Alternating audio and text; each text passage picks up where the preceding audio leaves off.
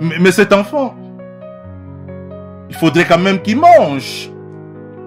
Il résiste les premiers jours. Il peut tenir le deuxième. Il peut, ça dépend des forces de tout un chacun. Encore le troisième jour, mais il arrivera certainement un jour où il se dira en lui-même, je n'en peux plus. J'ai même tenté de mendier, ça n'a pas marché. La seule option qui reste un peu ouverte devant lui, c'est de voler. Et il va. Il prend un pain sur l'étalage. C'est encore le monde qui vient vers lui, en train de le tabasser et de crier tout fort, sorcier, sorcier, parce qu'il vient de voler.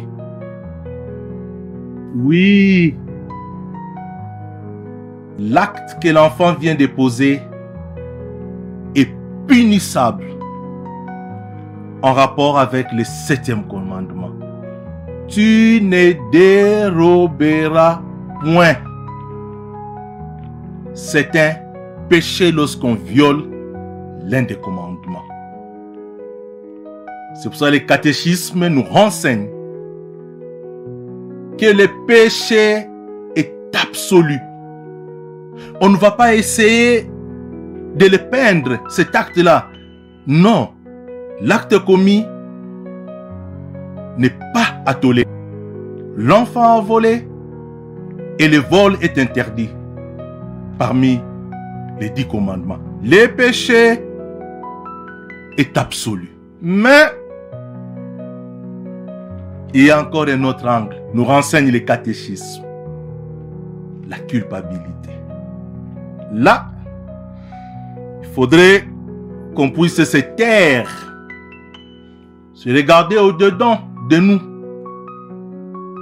et de laisser Dieu seul en déterminer les degrés. Parce que la culpabilité est relative. Personne ne peut la mesurer. Personne ne peut en déterminer les degrés. Seul le Dieu Tout-Puissant. Et nous ne pouvons que nous abstenir. Et des fois aussi, réfléchir aussi à certaines de nos réactions. Qu'est-ce que ça pourrait engendrer comme conséquence dans les jours à venir? On ne s'attaque à personne. Mais nous aimerions rentrer au-dedans de nous et vraiment essayer de relire en profondeur dans les catéchismes la notion du péché et celle de la culpabilité. Mais il ne faudrait pas aussi de l'autre côté qu'on se dise, ok, la culpabilité est relative, c'est bon. Qu'est-ce que j'ai fait?